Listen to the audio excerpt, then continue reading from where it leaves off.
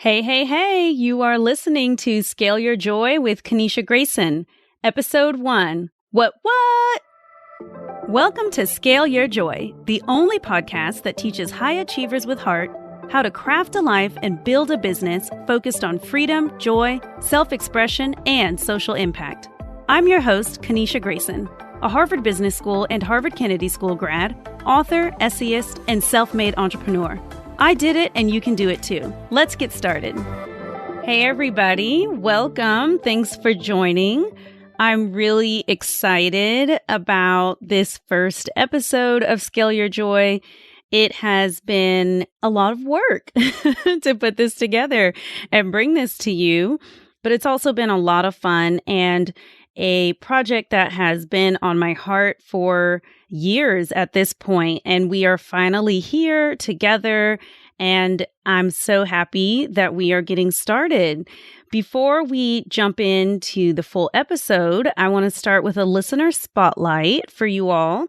Now, the podcast just started, so at the very beginning, the first few episodes, all the listener spotlights are going to be of people that I know because I am going to record a few of the episodes up front so that you all have a few episodes you can binge as it's launching. But then after those first few episodes are out, you will start hearing listener spotlights from me from all of you, people from all over the world.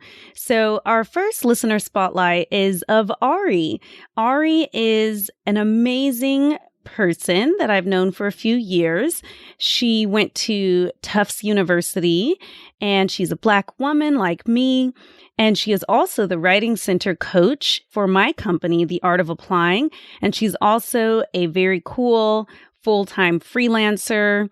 And Ari is the type of person that I totally imagine when I'm speaking and making this podcast, and just the type of person that I know this podcast will help and that will really enjoy what I have to share. So Ari says, I'm so excited you're launching a podcast, Kanisha. The theme is great, and I'd love to help you in any way I can. I really admire your career, so I'm really excited to learn from you. Thank you, Ari. That is very sweet. Love to hear from you. And I know those of you who are listening are like, I don't know Ari, and I also may not even know Kanisha. So who is this Kanisha, and what the heck is Scale Your Joy? What does that even mean? And why should I listen to this podcast? Well, one thing I want you to know is that I am sitting in my home office in sunny Austin, Texas, where I am from and where I live. And I just got back from the dog park with my dog Zadie. She's so cute. I got her during the pandemic in April, and we've been together since then, and we're still feeling each other out. We love each other very much, but we're still really getting used to each other. And right now she's real mad at me because I have put her in her crate so that she cannot run around the house making all the noise in the world while I record this first podcast episode for you. More things about me besides the fact that I have an awesome rescue dog named Zadie is that I am an entrepreneur. I've been an entrepreneur for over 11 years. So a long, long time. And I'm really passionate about helping people achieve their dreams. And for the past 11 years, my team and I have been helping people achieve their dreams in terms of getting into their dream grad schools and getting as much money as possible to pay for it. And really doing that without them having to go into tremendous debt or without them having to defer their dreams for years and years. And as a part of that journey, I have learned a lot about myself, about what I value, about starting a business, growing a business, scaling back a business, scaling up a business, and excited to share all of that with you. A little short, condensed version of my entrepreneurship story while I'm at Harvard for graduate school. And I was there for 3 years because I was getting 2 master's degrees, a master's of public administration from Harvard Kennedy School of Government, as well as a master's of business administration from Harvard Business School. And since I was there for 3 years, that means that I had the opportunity to complete 2 separate summer internships. So one after my first year of graduate school and one after my second year of graduate school.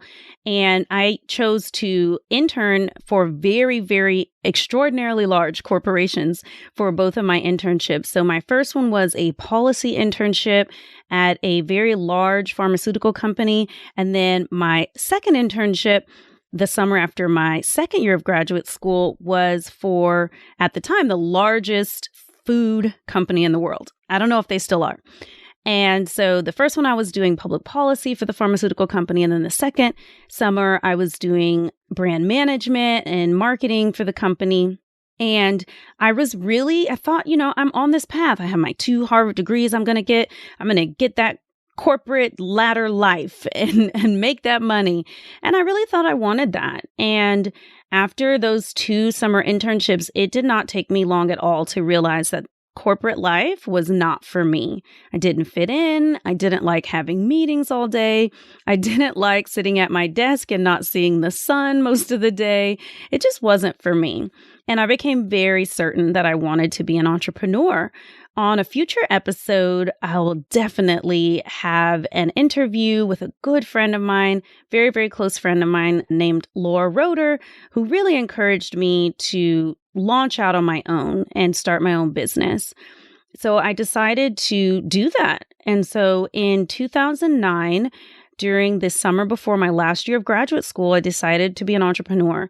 And the first place I was going to start was with helping people get into grad school. And I remember I was very naive. I was very strategic in some ways and very naive in other ways.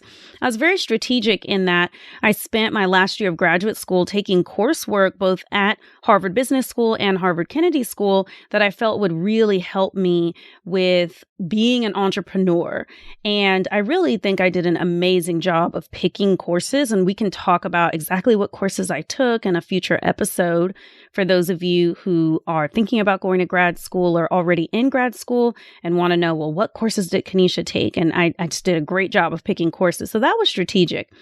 I was also strategic in the fact that I applied for some money from Harvard Business School to start my business. This is back in 2009. This is the height of the economic crisis, and starting a business is the last thing anyone wants to do, but it's the first thing I want to do.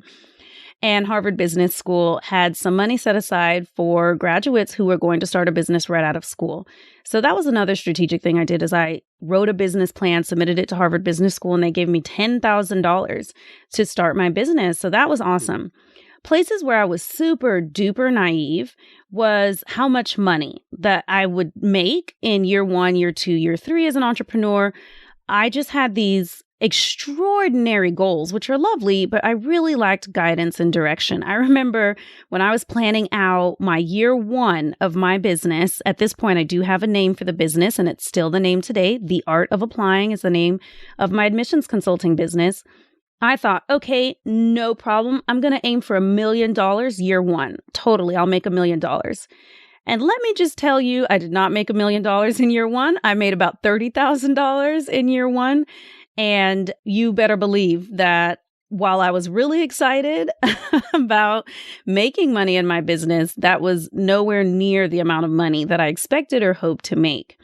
Other things that were really hard for me about being a full-time entrepreneur was I really didn't like working alone. I worked from home long before, this is 2010, so long before remote work was the normal worldwide movement that it is now. This is before Zoom even existed.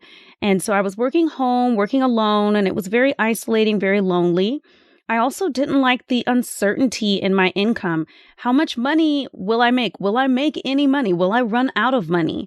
Speaking of money, it was really not great to watch myself making, $30K in a year while, knowing that if I went to go work at a corporation, I could make $130K, $150, $200, whatever. And so just feeling like I was falling behind. Other things I didn't like was looking around, purchasing courses on, how to run an online business and not even knowing if it would work, while also feeling a lot of shame and like sadness about the fact that I have a Harvard MBA. Why don't I know how to run this business? Why should I have to pay someone to tell me how to run this, business? I should know. I went to Harvard. How have other people figured this out, even though they didn't go to Harvard? And then another pain point for me is I was like, where are all the people who look like me, being successful, working for themselves, running their own business? There were, a lot of people I was seeing, mostly white people, very young white people usually, and very slim, good looking. It was a very clear type of person. And I'm like, where are all the people of color? And also, where are all the people who have gotten, fancy graduate degrees? Am I the only person out here? And I wasn't the only person, and I'm not the only person of color with a fancy graduate degree who has an online business, but it was very hard and very lonely in those early days. And I didn't have people who I felt looked like me to look up to and to turn to for guidance. I did eventually figure out how to make money in my business, and I did.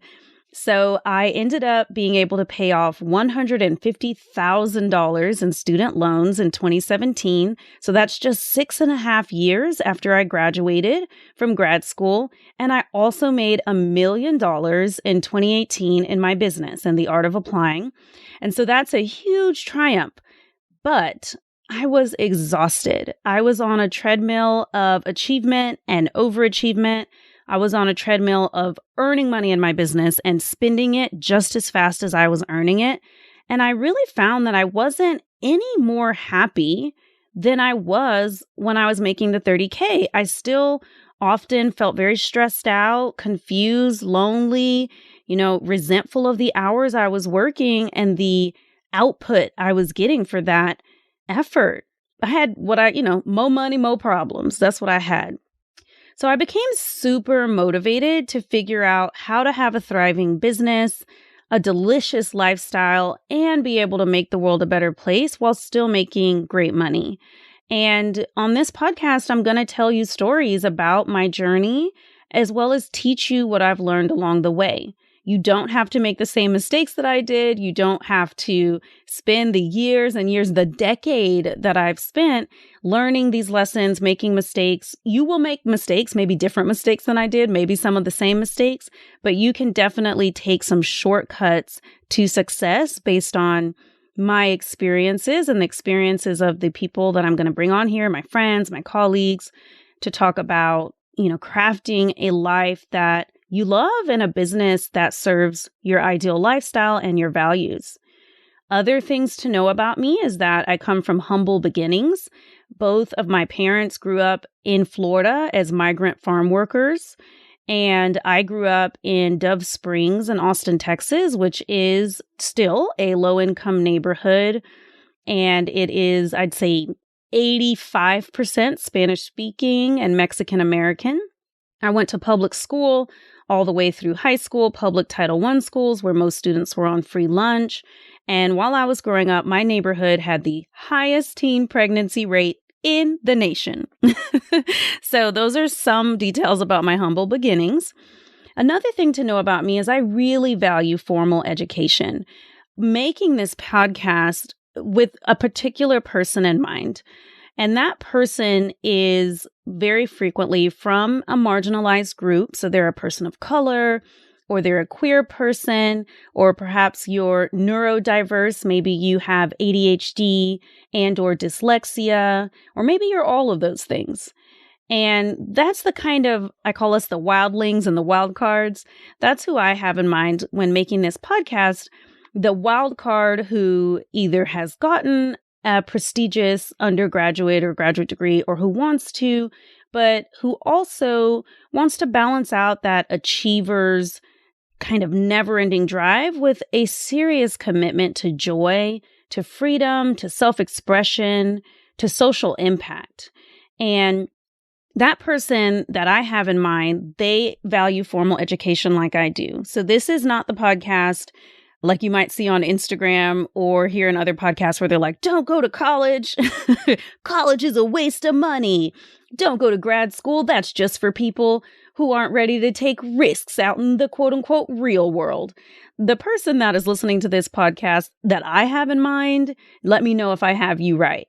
You definitely went to college and graduated, and you probably have one or more graduate degrees, and you are competitive out there in the work world. You are not searching for jobs in a desperate way, like no one will hire me. You have choices. And one of the choices you want available to you is the freedom and flexibility to live anywhere, work anywhere, to use that amazing formal education that you have worked so hard for so that it's working for you to help you have the life that you really want. And another thing to know about me is that I have been through hard things. It can be really easy to look at someone like me and be like, oh, Kanisha, she's always cracking jokes and she's got those fancy Harvard degrees and her $1 million business and her whole team of people helping her and working for her. Like, surely she was, had a trust fund growing up and things like that. I did not have a trust fund. I didn't even know what a trust fund was. And probably until grad school. I have been through hard things. So some hard things I've been through, I have lost multiple extended family members to AIDS, murder via gun violence, and domestic violence on both sides of my family. I lost my first love of my life to suicide. I lost my mom 3 years ago when she was just 57. I got a divorce in 2018, and I never saw him again. I lost my best friend, Leah Walter, in April of the pandemic. She passed away at just the age of 35. I had 22 tumors removed from my body just this past August. They were not cancerous, very grateful for that. But that was a major surgery, major revelation to even learn that my body was riddled with tumors, and also a major surgery to get them out. And so this is not a podcast about being happy all the time. This is not a podcast about pretending horrible things don't happen in life. This is not what I'm here for. This is a podcast about being able to be fully present to the reality of the world, the realities of our life, and still to be able to choose joy and to have the freedom, the money, the time, and the autonomy to set up our life in such a way that we not just experience joy at random times, but we can get clear on what gives us joy and then scale up those things and scale your joy. That's what I'm here for. So those are just a few of the really hard things that I've been through. I've also lived all over the US and the world. I've lived in Austin, Los Angeles, Boston, New York. I've lived in Cuba, Ghana, and most recently I lived in Spain. And so I consider myself a global citizen, and I love to travel. Lastly, I am committed to progressive and social justice values. I believe it is really important for historically marginalized people to generate wealth and have the freedom to detach from oppressive systems. And so those are some things about me so that you know who Kanisha Grayson is. What does she mean by scale your joy? Is this a person who aligns with my values? Those are some of my values. And I really found a very deep desire to share what I have experienced and share what I have learned, especially as things started to get better and better in my life and in my business. I'd say, I've been in business at this point for 11 years, And I would say around year 9 is when I really started to find my groove in life and find my groove in business. And what I mean by that is just having more free time, more peace of mind, having more adventures. I just spent 4 months. Well, actually, it wasn't actually just. I just spent the last year of my life sheltering in place. But before that, I was living in Barcelona, Spain for 4 months. I had never even been to Spain, but I got curious, went there for 2 weeks, had an amazing time, and packed up my life and moved there and continued to run my business. My groove looks like having more support. I have an amazing team that is helping put together this podcast. I have an amazing team that keeps everything running at The Art of Applying, an amazing team of consultants that work one-on-one and provide group coaching to our clients at The Art of Applying. My groove looks like more love. I'm very happily in a relationship after my divorce. So I got divorced in August 2018. I spent a year single, just really focusing on myself. And then I spent a year, let's call it very committedly dating, meaning I was very committed to meeting a lot of people. I went on 45 first dates in 12 months. And then I met my now boyfriend, and we are so in love and so happy. And that doesn't mean it's not without its ups and downs. I have a lot of relationship anxiety from time to time, which we'll talk about as well. And my groove also looks like more money. In 2020, I took home double what I made in 2018, even though 2018 was the year my business made $1 million, and 2020 was the year that my business made about $580,000. And so what does it look like to scale a business up to $1 million and then to mindfully scale it back while still increasing your income? Those are the types of things I'm excited to talk about on this podcast.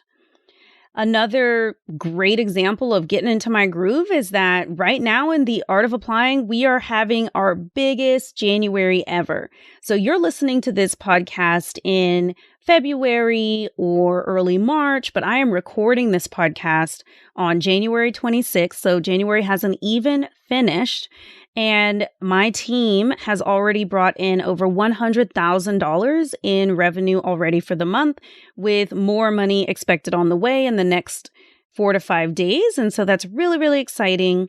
And I share that, yes, to brag, because I think it's really important that women, people of color, first generation people, and other people from marginalized groups, that we brag and we acknowledge our accomplishments. But I also share that to help you understand that I have had lots of ups and downs in my life and my business, and that I am in a place right now of tremendous joy. And it is not by accident, it's very intentional.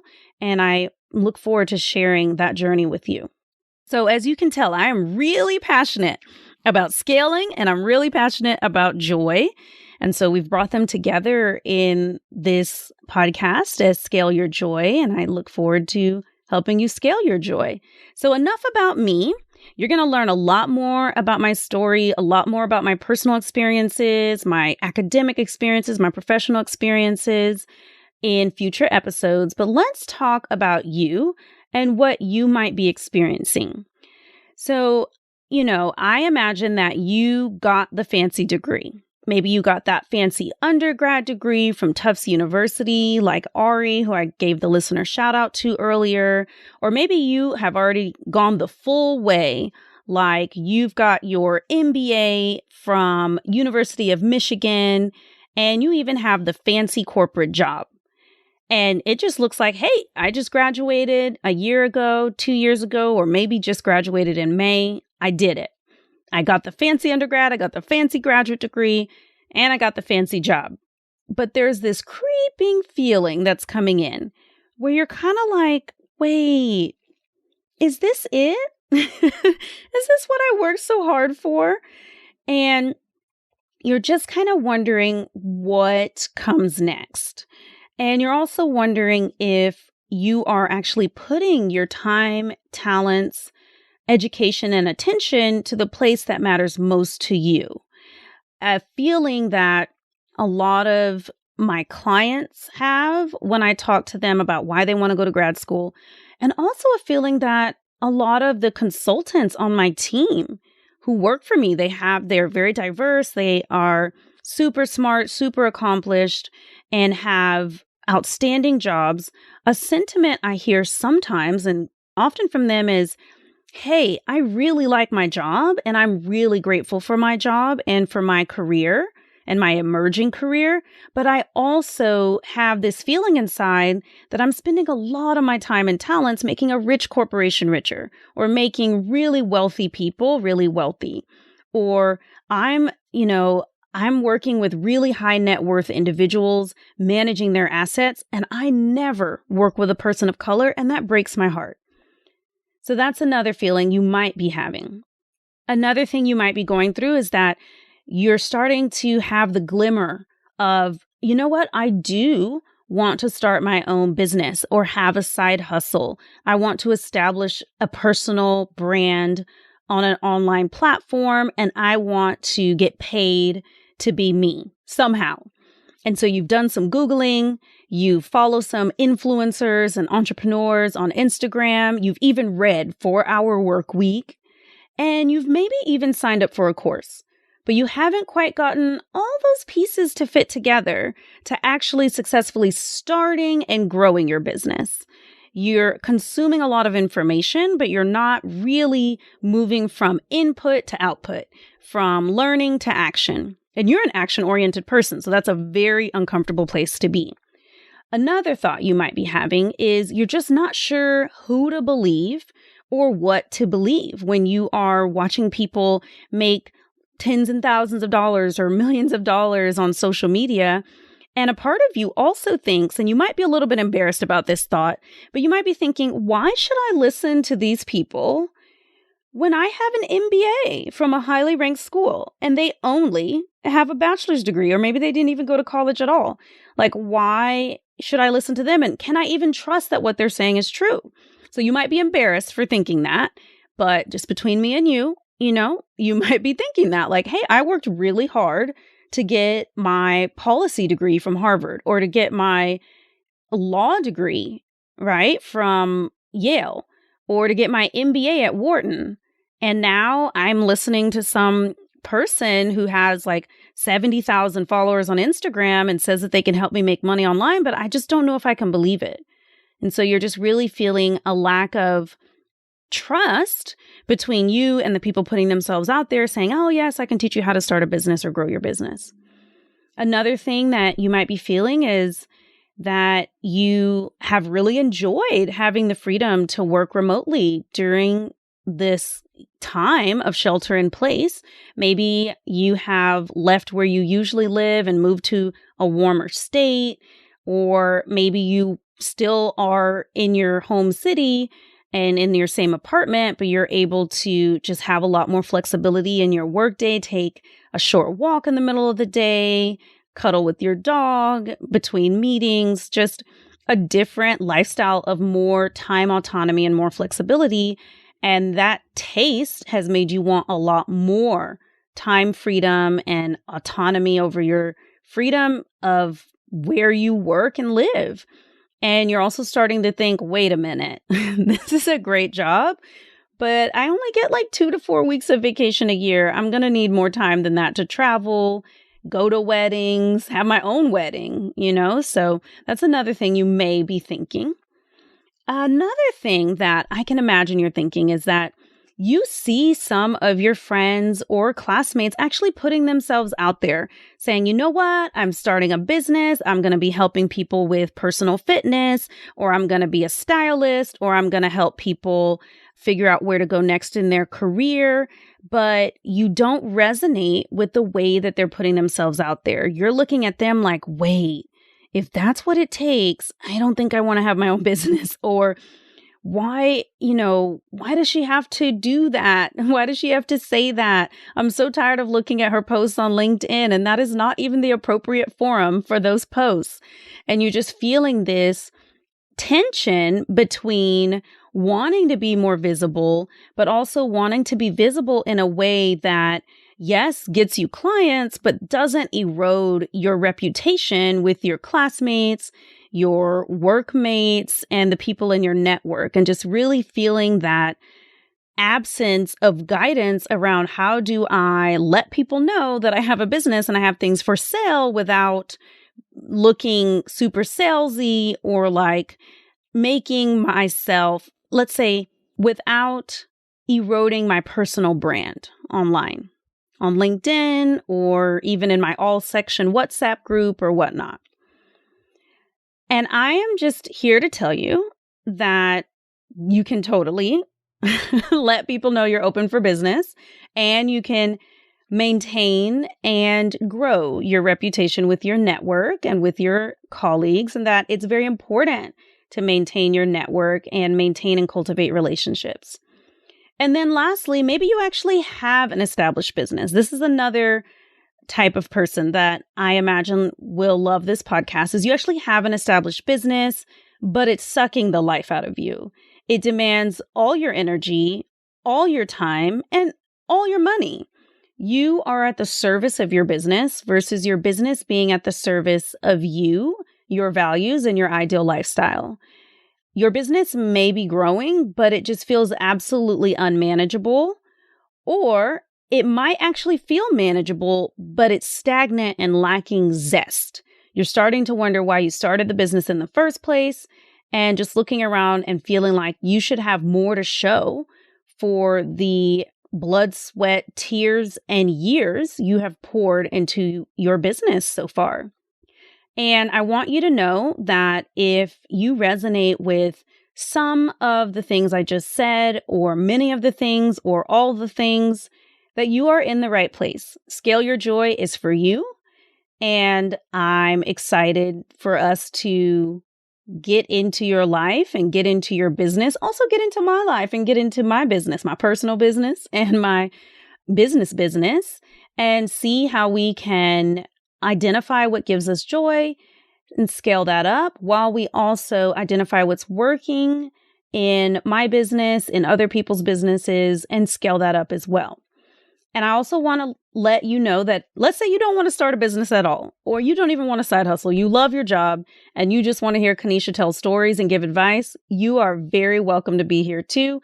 I have lots of stories to share, lots of advice to give. It's not going to be all business. We're going to talk quite a bit about entrepreneurship, but the bigger point of all this talking about entrepreneurship is to get at joy, right? And using entrepreneurship as a tool and a playground for increasing and exploring our joy. All right, so I want to tell you about why my approach to life and business is different than most, if not all, of the people that you may be listening to on other podcasts or seeing online. And the first thing I want to say, and I think is very, very important to say, is that entrepreneurship is neutral. Being an entrepreneur, having a business, starting a business, growing a business, does not make me or you or anyone else better than someone who has a job. Entrepreneurship is not a virtue. Entrepreneurship is not some heavenly ideal to strive for. It is neutral. You can run a business and run your whole business and the life into the ground. You can run a business and it be an engine of inspiration and abundance in your life. But entrepreneurship in and of itself, as a practice, as a lifestyle, as a career, as an identity, is actually neutral. So that's the first thing, is this is not a podcast where we are going to talk about entrepreneurship as if we are better because we have businesses than people who choose not to have businesses. That's not what I'm here for. Also, and on a related topic, entrepreneurship is not a binary concept nor a binary journey. If anything, let's think of entrepreneurship as a spectrum. There is, on the far end of the spectrum, the person who has a full-time job, does only what they're told, and clocks in, clocks out, comes in right at 9 o'clock and clocks out right at 5 p.m. And they do not think about their job after hours, nor do they engage in any sort of entrepreneurial activities after work. It is all just walking the dog, working out, cooking dinner, Netflix, which actually sounds lovely to me. That's the far end of the spectrum. And then let's say about a quarter of the way up on the spectrum, or to the right on the spectrum, is the person who has a job and approaches their job in an entrepreneurial manner.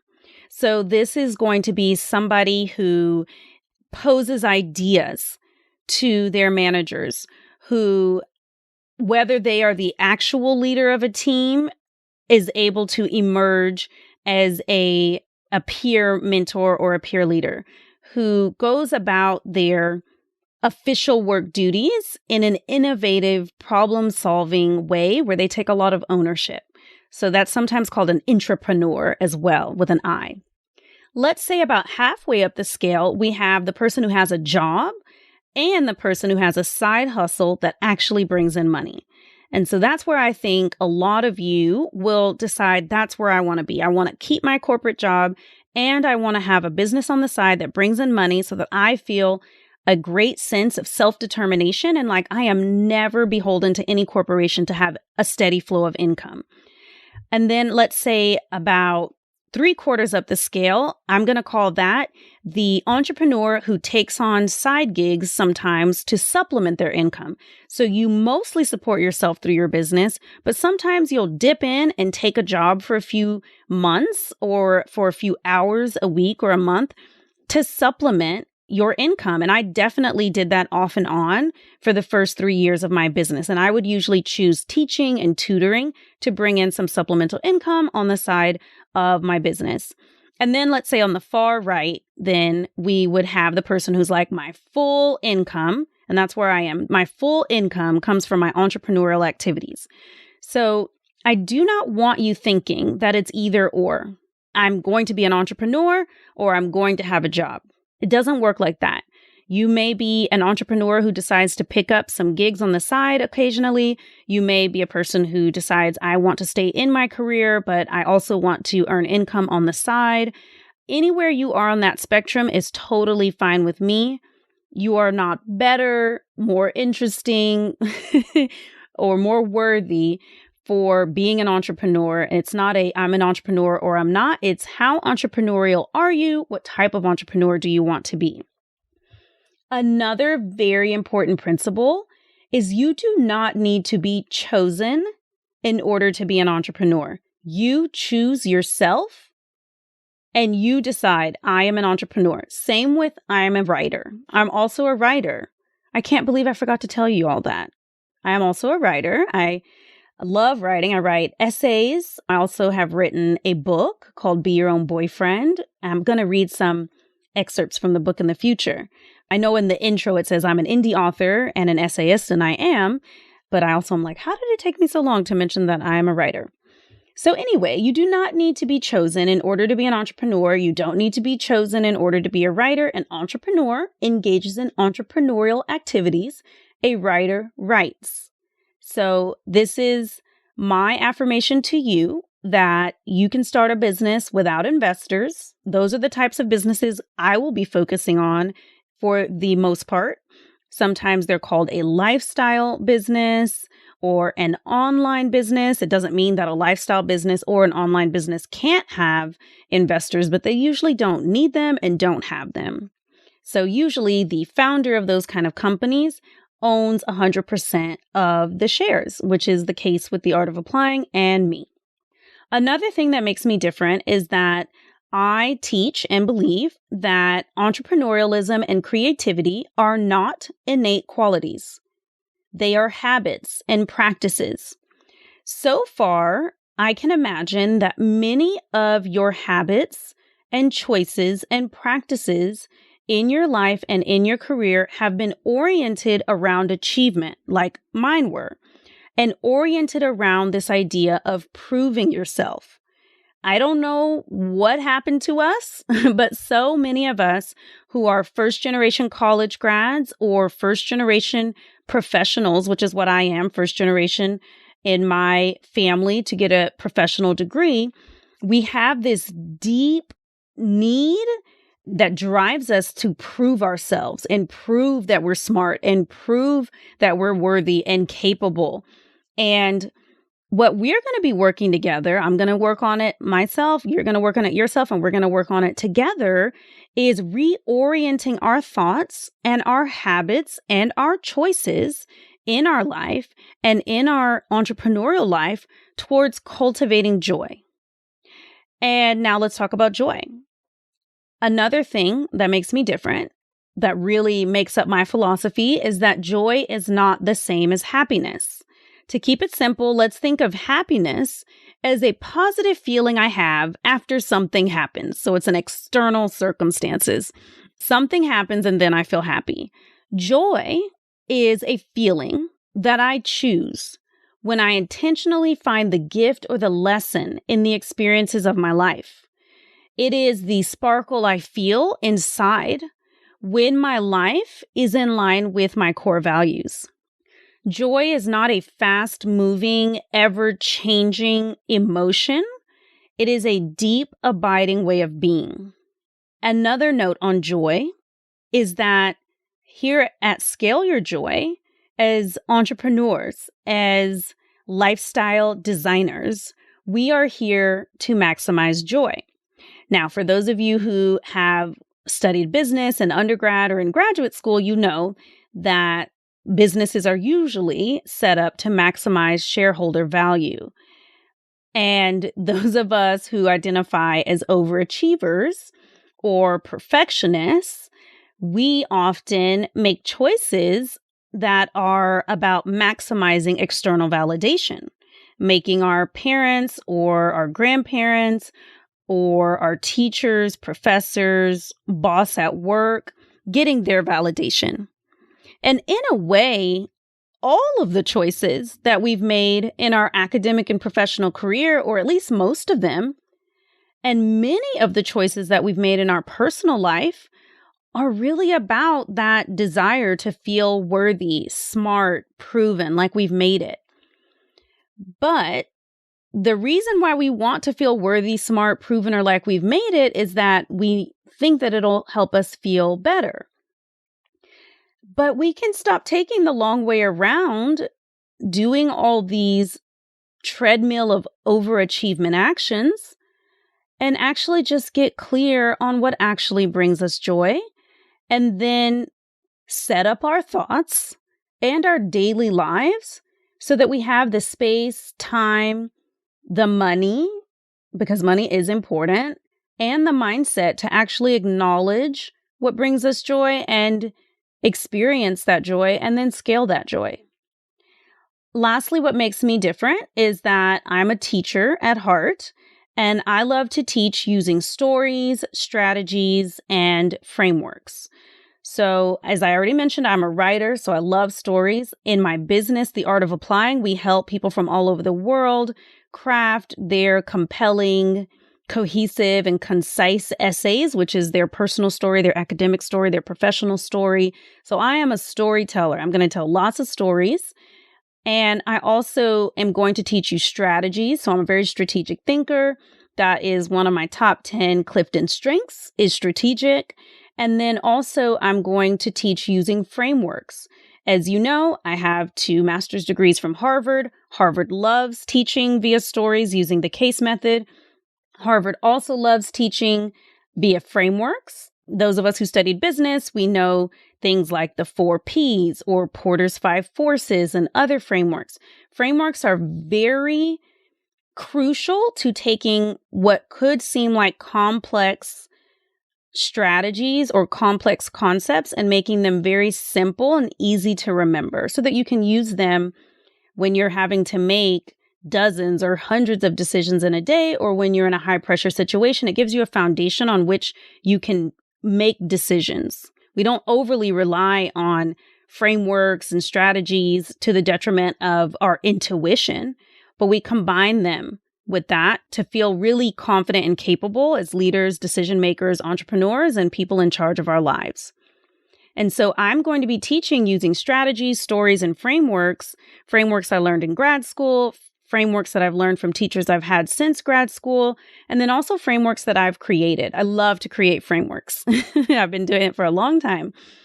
And so I'll be teaching using stories, strategies, and frameworks versus throwing a litany of complex and ever-changing tactics your way, because it's really hard to remember a bunch of different tactics and very easy to rely on a core set of frameworks, a core library of stories and strategies for being successful in crafting a life and business that works for you instead of you working for it. So to recap, joy is a habit you can learn. And we're going to use entrepreneurship and we're going to use our daily lives as our case study for cultivating joy, while understanding that joy is an inside job. We're not going to cultivate joy by making more and more and more and more money, or getting more and more attention, or landing on the Forbes 40 under 40 list. I hope that those wonderful things happen for you, but we don't do those things in order to cultivate joy. We take a joy-first approach to our lives and to the way we run businesses. And we are going to operate off of the idea that with the right perspective, we can decide to feel at peace and in joy no matter what is happening.